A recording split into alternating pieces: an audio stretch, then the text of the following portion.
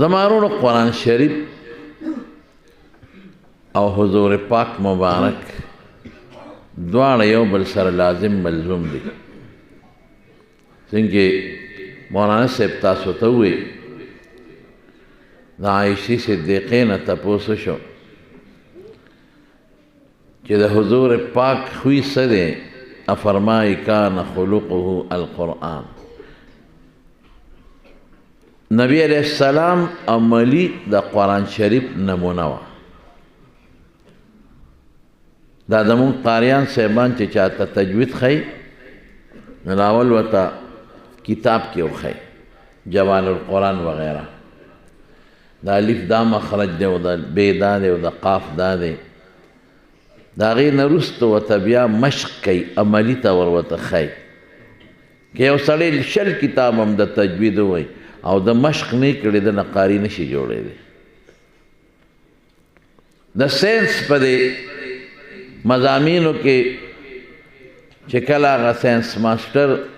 د ساینس یو مضمون وښیي ورته ووایي چې مثلا کاربن ډای اکساید ګیس داسې جوړېږي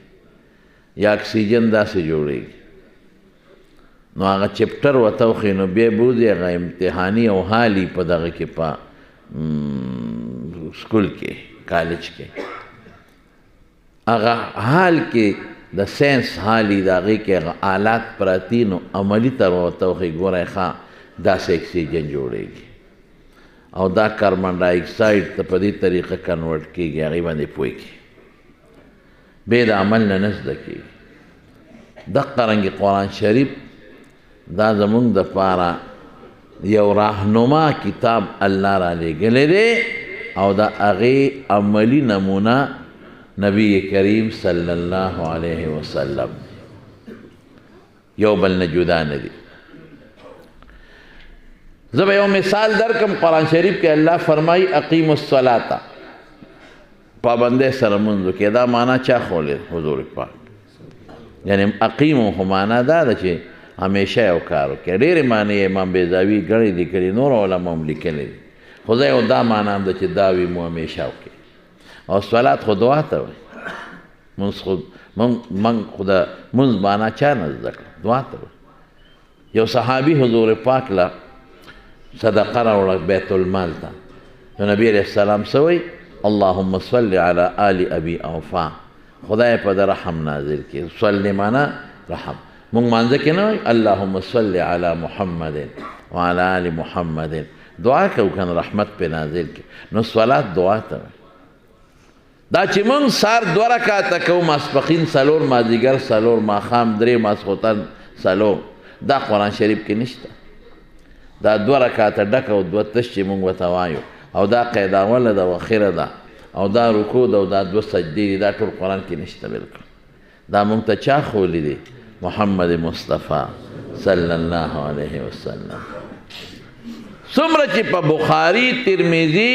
د حدیثو کتابونو کې او د فقه په کتابونو کې کتاب الصلات ته دومره غټ جلدونه، دا ټول د اقیم الصلات ته د رکوع ټکي تشریح ده. دا مونږ ته حضور پاک ښودلی. نو نبی علیہ السلام مبارک د قرآن عملی نمونه وه. بس د پیغمبر سره مینه، الله سره مینه، الله سره مینه، پیغمبر سره مینه ده. د پیغمبر سره بغض الله سره بغض دی، الله سره بغض پیغمبر سره بغض دی. نو صفا خبرې دي، حدیثو کې راغلي. یو ځل حضرت عباس رضی الله عنه د حضور پاک تره د نبی علیہ السلام له راغی، وی الله رسوله مونږ سره خلک هغسې مینه نه کوي کومه چې پکار. حضور پاک منبر ته وخوته، څه وایي؟ وی چې چا عباس سره مینه وکړه فقد احبني، ما سره مینه وکړه. ومن آذاه فقد آذاني، که چا هغه ته نقصان او ضرر ورسو ما ته ضرر ورسو. ومن آذاني فقد آذى الله، چې چا زه خفه کړم خدای خفه کړ. تاسو ته پته نه چې عم الرجل سن و ابيه، تره د پلار په ځای. دغه رنګې فرمایي د حضرت فاطمې متعلق رضی الله تعالی عنها، چا چې دې سره مینه وکړه ما سره مینه وکړه، ما سره مینه وکړه الله سره مینه وکړه. ما سره بغض کوي الله سره بغض کوي، الله سره بغض کوي قریبه د یوشک ان یل اور کې به وغورځي. حضور پاک د قرآن عملی نمونه شوه.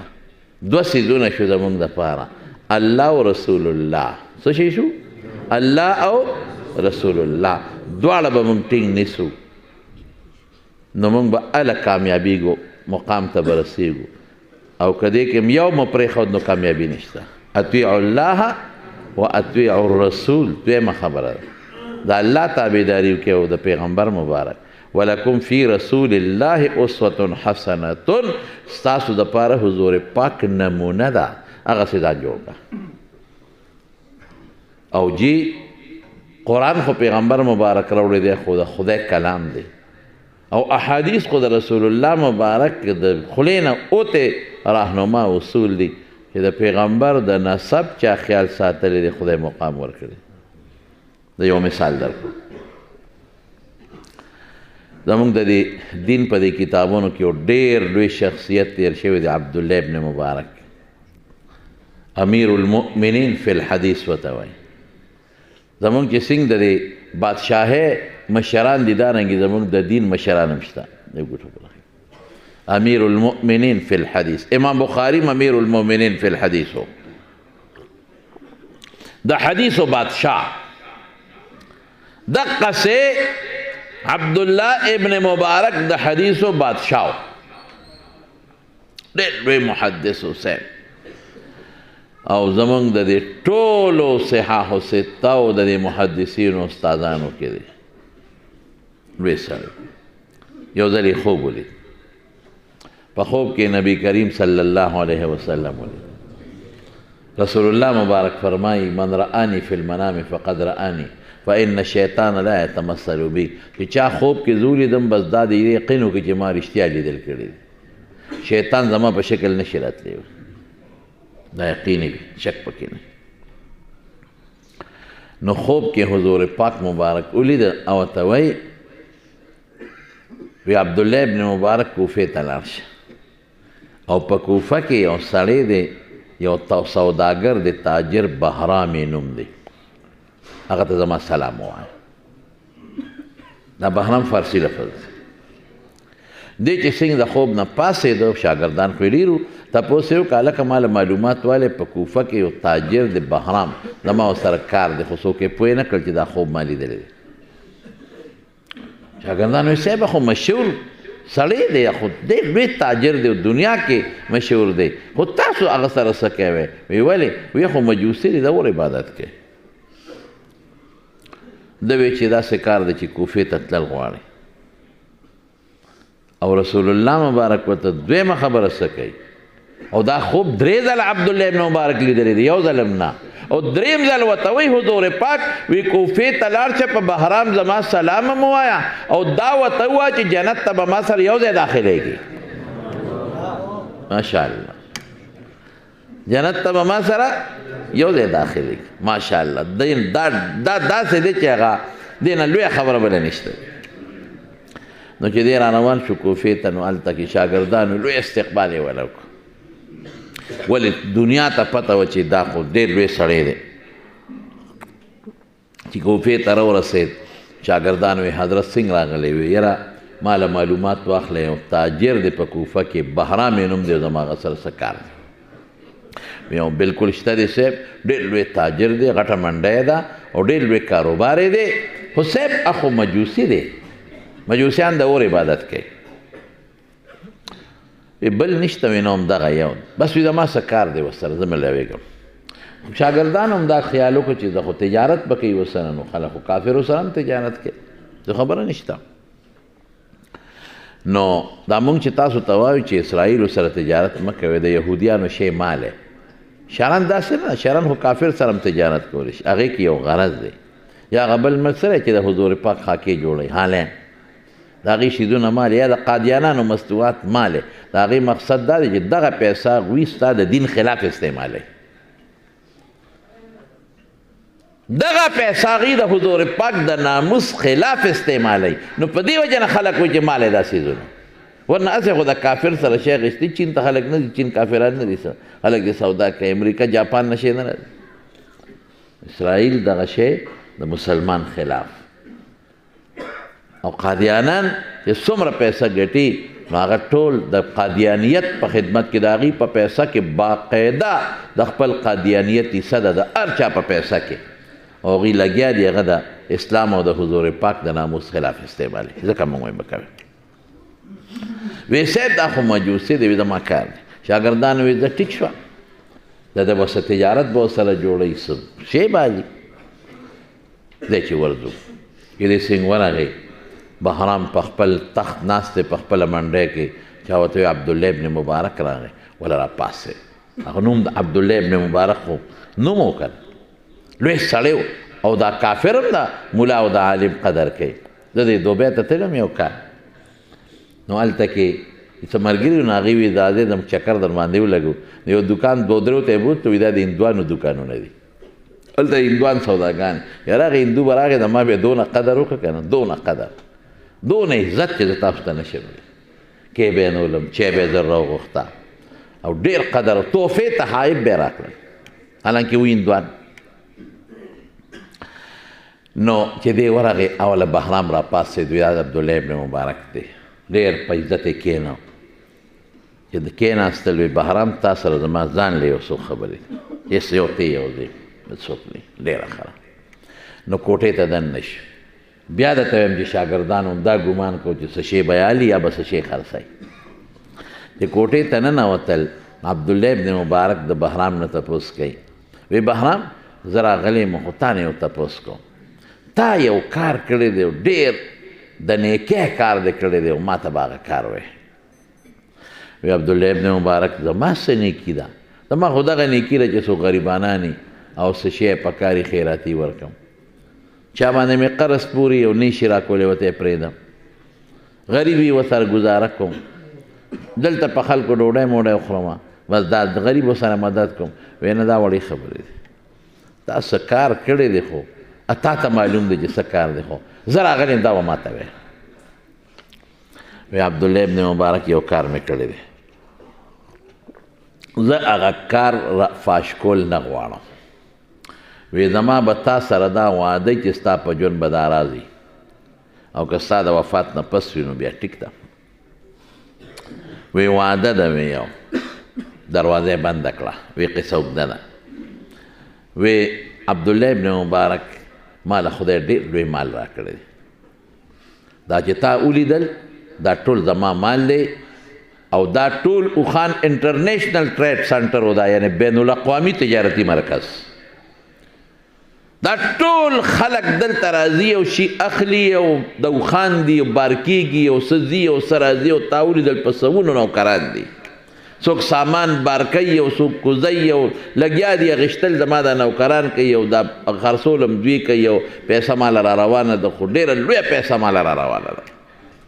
او زما مال شام ته او یمن ته او دنیا ملکونو ته ځي او خرڅېږي او د هغه ځای نه راځي او دا تا ولیدل چې دا منډی کې اوښان راځي کوزېږي او خرڅېږي زه څه نه یم خبر نوکران لګیا دي کار کوي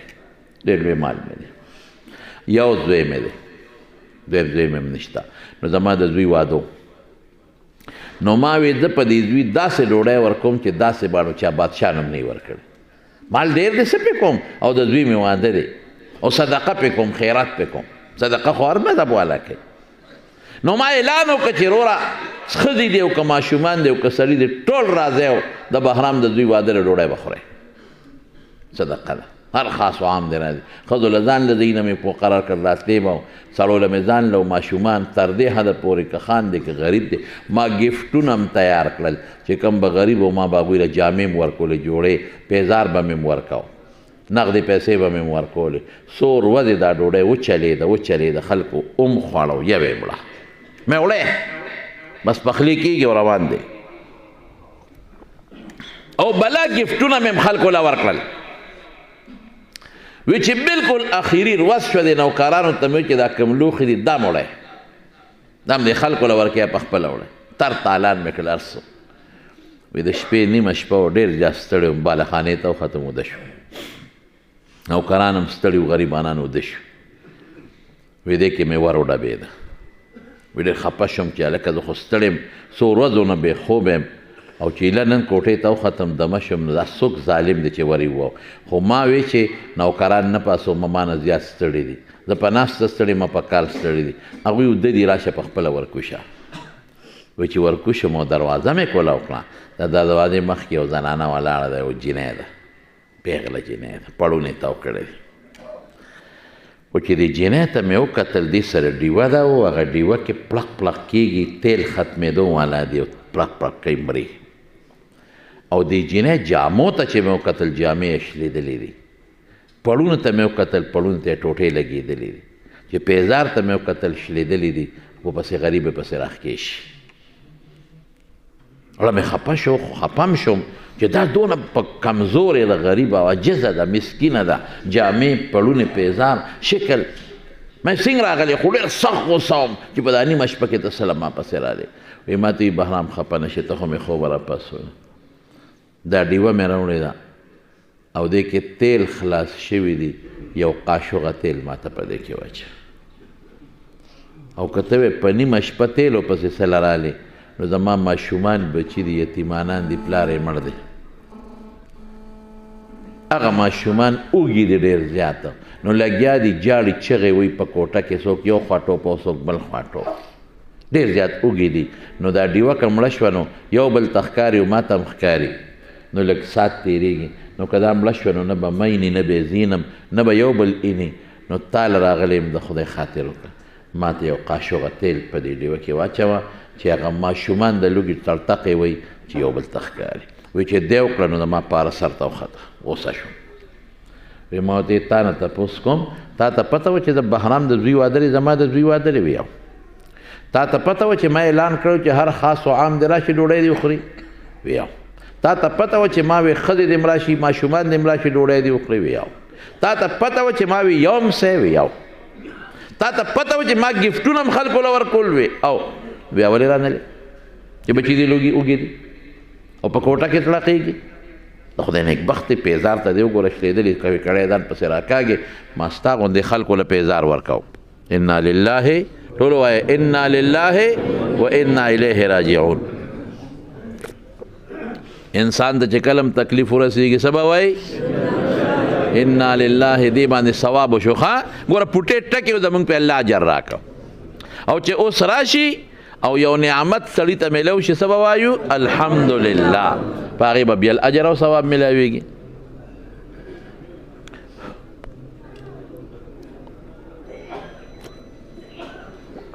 ښه الحمدلله وایه ټول جی ما وی ما خو تا دپاره ستا غوندې خلکو له ورکول شلېدلې کېړی ځان پسې راکاږي جوړ جاب کېړی درکړی وې پړونې به مې درکړی جامې بچو له به دې ورکړي ځان سره به دې اوړې وه بچي به دې ماړه کړي ته څنګه وې ته چې خبر وې بیا هم رانلې وې د جنۍ وجاړل وې ما ته بهرام په ما په زخمونو مالګې مه دوړوه یو قاشوغه تیل واچوه مهرباني وکړه چې ځم بس ما ته هر څه پته وه نیم راغلی ولې نیم راغلی بس دا زما د خدای مسله ده خو مهرباني وکړه ته یو ښه سړی او مالداره مې نیمه شپه کې راغلی ما خدای خاطر وکړه یو قاشوغه تیل واچوه دا ډیوه مري چې د بچو له زر ځان ورسوم یوازې مې یتیمانان په کور کې پرېښي دي وایي لږ مې غوسه نرمه شوه چې څه وجه ده کیدای شي چا شړلي چا نه پرېښي دا چا ولې داسې کړي دي وایي ما ورته وایي چې ښه ټیک شوه تیل اچوم خو الو وایه چې ته ولې نیم راغلی وی دی بیا په سلګو سلګو جړل ما ته چې بهرام د خدای خاطر وکړه هله ماشومان مې مري چغې وایي ماشومان جاړي د لوګې د لاسه په خېټه درد دی د خدای خاطر وکړه یو قاشوغه تیل واچو ما ملټه وه بس که ته نه راکړې چې د بل چا دروازه وه غریب یم محتاج یم هله واچوله ولته د دې د جړا ته مې وکتل په سر مې ورته لاس راښ که بچې ډېر تیل خو ما به په دې پوهه چې ته ولې نه راغلی او تیل ډېر در کوم هر څه در کوم چا شړلی نه ولې بیا نه راغلی بچي دي وی بهرام نه مې پرېږدې ما نه ال به وی وی بهرام زه ښه خبر وم خاوند مې مړ دی بچي مې یتیمانان دي وږي دي زه ځکه نه یم راغلی ته ما پېژنې چې زه څوک یم نه زه د رسول الله مبارک نوسی یم سید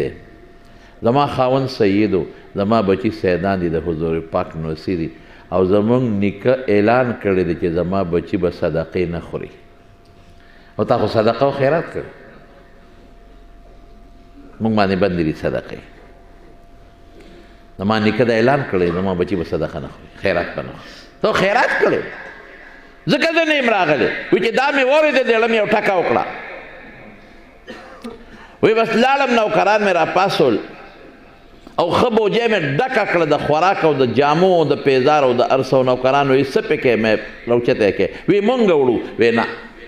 زه وړم زه د دې راز نه فاش کوم د دې جزې بوجۍ مې په اوږه کړه خوراک هر څه مې پکې واچول دا مخکې را زه ورپسې ډیوه مې ورته راتېرې ډکه کړه یو خراب کچه غوندې کور و په هغې وردن نه شو بهرام وی عبدالله ابن مبارک چې وردن نه شو هغه منظر د کتو نو وی د ماشومانو په دې کور کې ټوپونه وال ای بچې د لوږ ای مورې د لوږې مړه شو ای مورې ته چاته تلې مونږ د چاته پرېښودو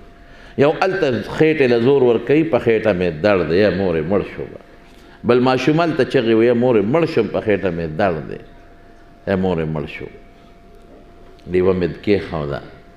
وی مور ورته وی چې بچې لږ صبر وکړې بهرام کاکا دله خوراک راوړه او بچې دا صدقه نه ده ښه دی دله تحفه راوړه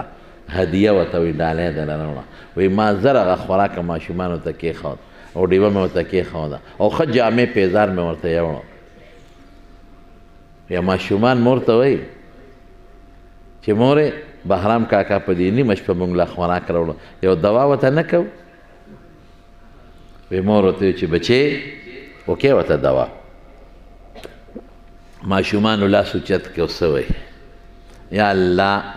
دې بهرام کاکاجي په نیمه شپه مونږ له خوراک راوړو او مونږ ډېر اوږي یو الله یو سوال درنه کوو پروردګاره خدایا دا بهرام کاکاجي زمونږ د نیکه سره یو ځای جنت ته بوځه الله زمونږ نیکه سره یو ځای جنت ته بوځه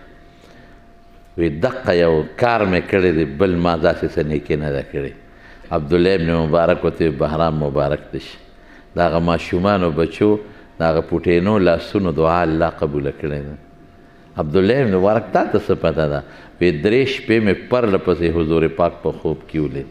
او ما ته کوفې ته لاړ شه او بهرام باندې زما سلام ووایه او دا ورته واوروه چې تا باندې زما سلامي او جنت ته به ته ما سره یو ځای داخلېږي زما وروڼو په دې خبره د ما یو سوچ دپاره دا خبره وکړه دا یو مجوسي دی او دا زمونږ د دین مسله ده چې د کافر عمل چې ایمان ورسره نه د خدای په نزد د ماشي د وزر برابر قیمت نه لري اعمالهم کسراب بقیع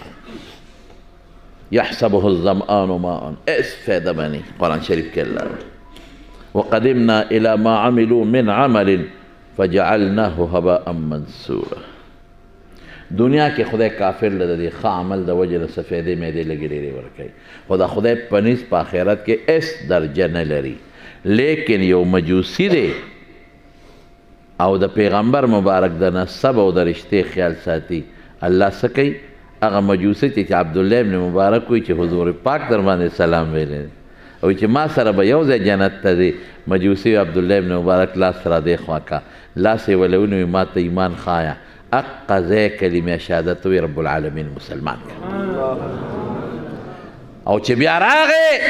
اعلان یې وکړه خپلو بچو ته لوڼو ته او زوی ته او خپل ټول نوکرانو ته وی ما سره به نن هغه انسان ډیوټي کوي چې هغه مسلمان یا ایمان راوړی یا په مخ هم ښځه به مسلمانان ځان سره نوکران کړم په یو ژبه چې څومره رشته داران و څومره نوکران و خدای په یو ژبه مسلمانان کړم د چا خیال وساته د حضور پاک د نسب اوس راځو ضروري ما خبرې له اوس راځم نسب ډېر قیمتي شی ډېر قیمتي او بیا د پیغمبر مبارک نسب الله اکبر الحسن والحسین سیدا شباب اهل الجنه حضور پاک فرمایي حسن و حسین به په جنت کې د ځوانانو سرداران او فاطمه سیدة نساء اهل الجنه فاطمه به د جنت د ښځو سرداره وي نسب خو یې څه کوي امهات المؤمنین یو ځل حضرت عائشه صدیقه او فاطمه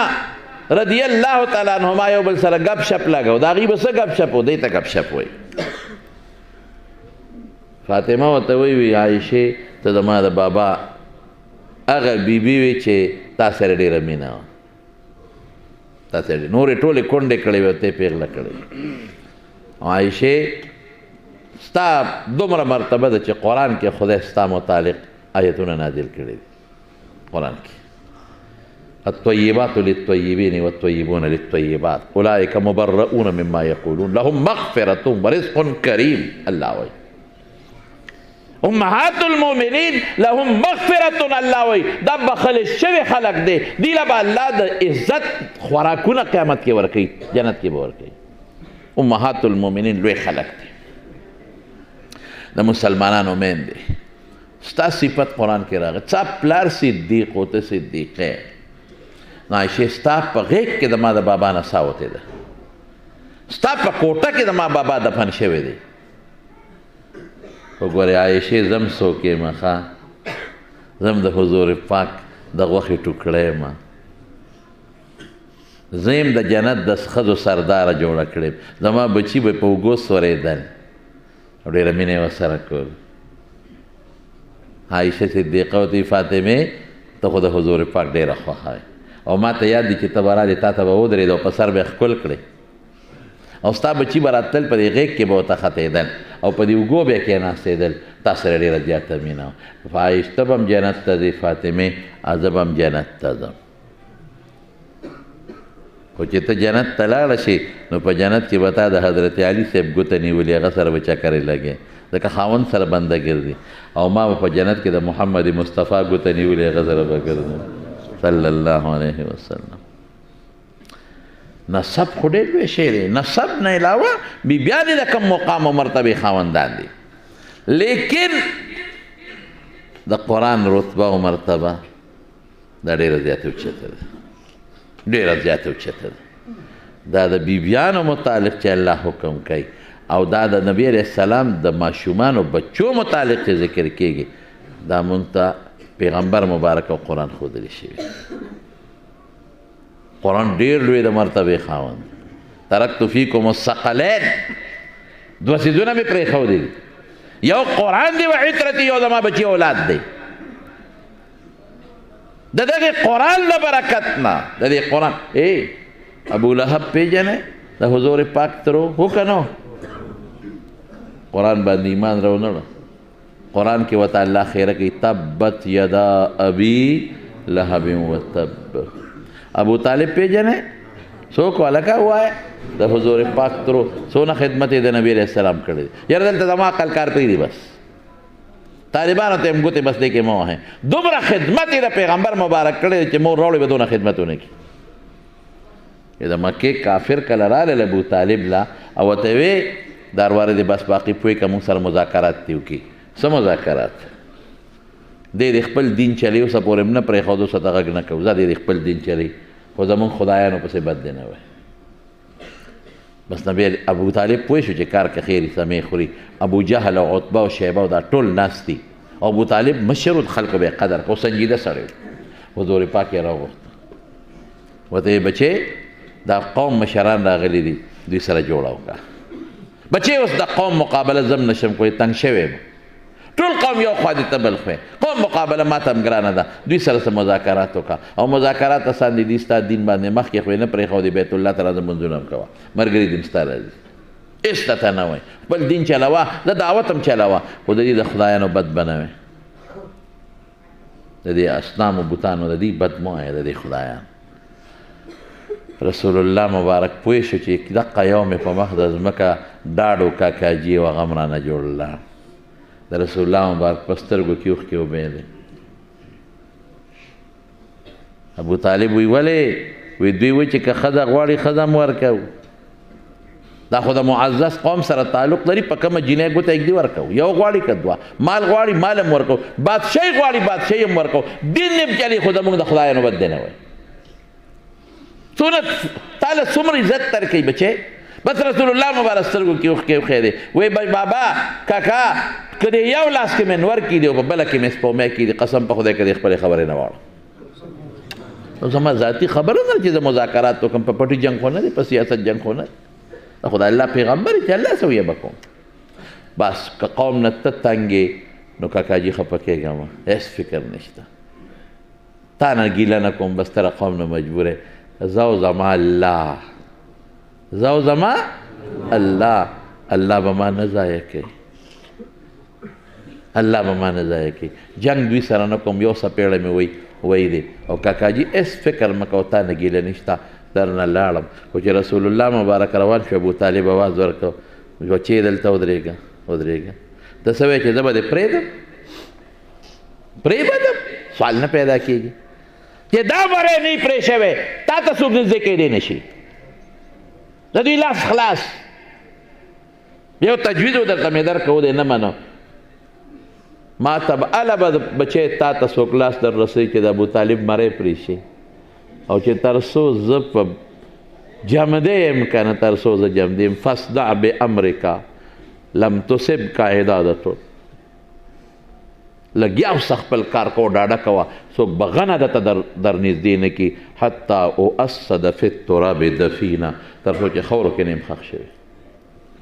ولقد علمت بأن دين محمد من خير أديان البرية دينا ما ته ښه پته ده چې د محمد دین په ټولو دینونو کې رښتونی دین دی لیکن ایمان نو لاړ ختم رسول الله مبارک نه چا تپوس وکړه ابوطالب خو تا نه تاوېده را تاوېده څه فایده ورته ورسوې وی او څه شی دی وی ارمان که زه نه وې که نه نو دوزخ ویښ کې به پروت و ځکه حق ورته معلوم و بینلی نه دی خو زما د برکت نه دونه فایده به ورته میلی وي چې د جهنم په یو چپه کې به خپو ته به اوري نور وجود کې به نی او ابه دومره ګرمي چې دماغ به یې خوټ کېږي ایمان نشته هېڅ فایده نه ورکوي نسب سره قرآن دی او په قرآن ایمان دی فایده ورکوي نسب سره ایمان نشته هېڅ فایده نه ورکوي د نوح علیه السلام بچي ته وګوره د لوط علیه السلام ښځې ته وګوره دا مثالونه موږ ته پراته دي د ابراهیم علیه السلام پلار ته وګوره اذ قال ابیه آزر هغه ته وګوره نو بنیاد څه شی دی جناب قرآن شریف قرآن سره بلال تعلق ونیو حضرت بلال سلمان ذی فارس و بلال ذی حبش و صہیب ازرو ذی خاک مکہ ابی جہل انچ بلعجب است سلمان د فارس نه راغی صہیب د روم نه راغی بلال د حبشې نه راغی او د مکې د خاورې نه ابو جهل پیدا دی عجیبه خبره ده هغه بلال چې قرآن سره تعلق دی رسول الله مبارک سره تعلق دی چې کله نبی علیہ السلام مبارک راځي د معراج نه وی بلال څه کار دې کړی دی چې کله کلما دخلت الجنه یو ځله چې کله جنت ته تلم په ویښه یا په خوب کې سمیت خشخشتک امامي ما د خپل ځان نه مخکې ستا د پیزار کشار اورېدلی یو ځل ورته وی بلال ستا د جنت ښځه مې لیدلې ده یو محل ډېر مزېدار او د هغې محل خوا کې یو وله بېدل او یو جنۍ وه یو خشته خوره وه هغې پې اودس کو او چې په مخ به یې لپه واچوله هغه اوبه به لکه ملغلرو لاندې وغورځېدې ما وی دا محل د چا دی دی د حضرت عمر هم لیدي دی رضي الله عنه د حضرت بلال او دا ښځه څوک ته وی جبریل علیه السلام یې په خپله ترې تپوس وکړه چې ورغلم مې ته څوک یې او دا محل د چا دی وی دا ستا یو امتي دی بلال دا د هغه دپاره دا محل جوړ شوی دی ته څوک یې زه هم د هغه په انتظار شپې ورځې راړو نو حضور پاک ورته ووایي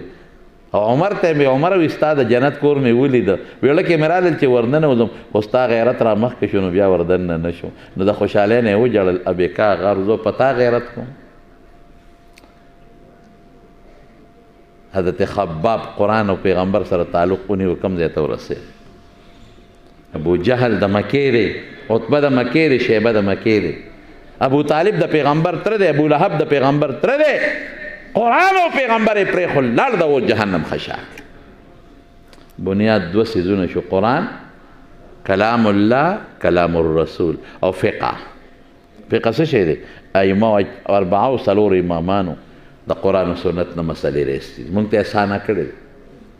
فقه څه نوی شی نه دی دا د قرآن و سنت نه راښکلې شوې مسلې دي موږ ته اسانه ده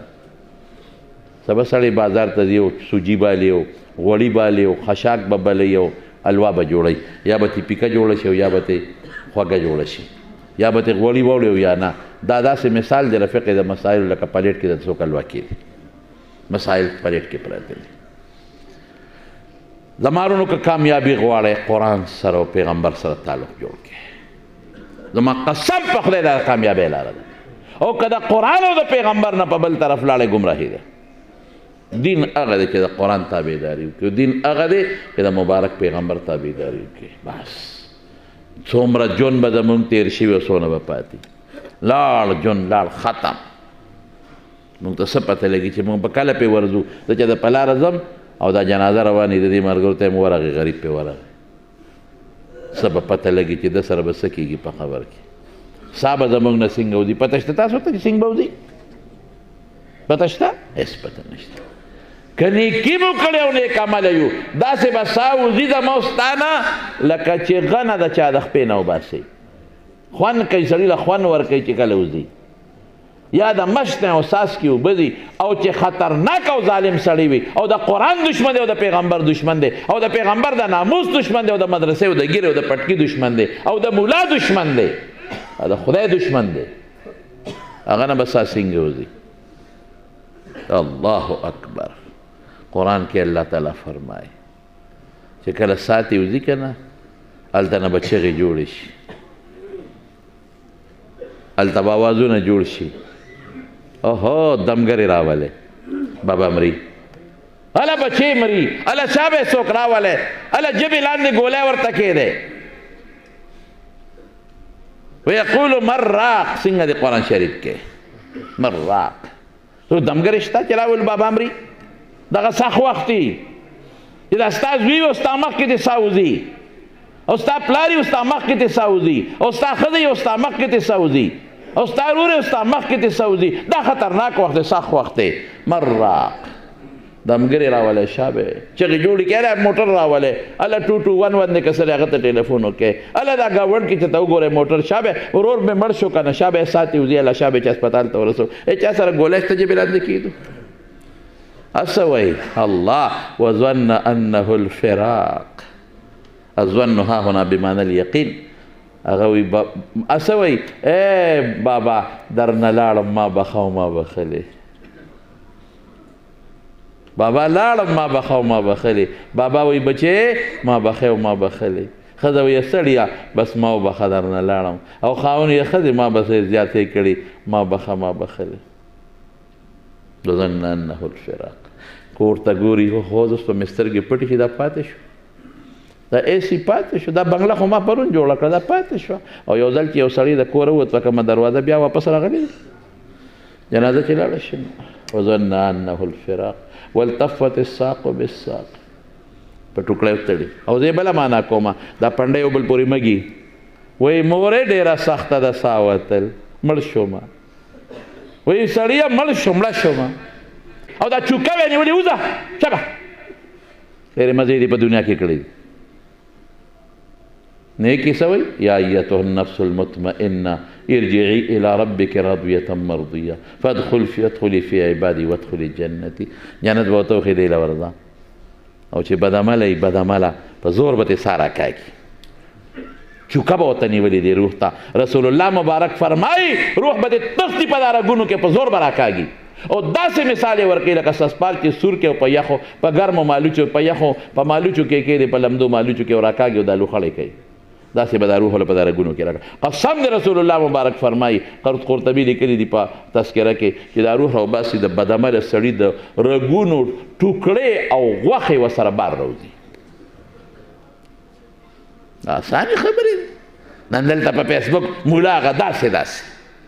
اور مدرسہ داس ہے دی مدرسوں تو ساجت ہے یہ توڑے ہیں اپنا ہی بناتے ہیں من کو چتا تھا نوی چې اسکول توڑے ہیں اپنا ہی بناتے ہیں او دی گیر ہوتا او دی پټکو ہوتا او دی مولیان ہوتا او فلان فلان خدای نه ویریږي تاسو ته نه وایم شکر دی تاسو صالحان او دیندار خلک تاسو ته نه وایم خدای نه یره په زړه کې پیدا کړې. بچې آخرت له روان یو، د نوجوان کل ته وایم بچې قبر ته روان یو، بچې لوی سفر هم په سر دی، لوی چقړ هم په سر را روان دی. پام کوئ، پام کوئ، د خدای دشمني مه کوئ. مولا تا ته خدای ښیي، مولا پتا پیغمبر پیجنی، مولا تا باندې جنت پیجنی، مولا تا ته عقیده ښیي، حافظ تا بچو ته قرآن ښیي، قاري ستا د بچو د قرآن خدمت کوي. نو ته چې دوی ته سپک ګورې دا د قرآن او د دین سره دشمني کوي. خدای چې د چا خوښي قرآن به خوښي کنه، د خدای کلام دی. خدای چې د چا خوښي د خدای پیغمبر به خوښي کنه سه. او چې خدای او رسول د چا خوښي د خدای قرآن او د پیغمبر د دین مینه به کوي. عالمان په سر وګرځوئ. ځان نه یادوم، ځان نه یادوم. ما ته خو پته ده د تنګي د خلکو چې ما سره کومه مینه ده نو چې رښتیا خبرې نو دا زه نشم ویلی.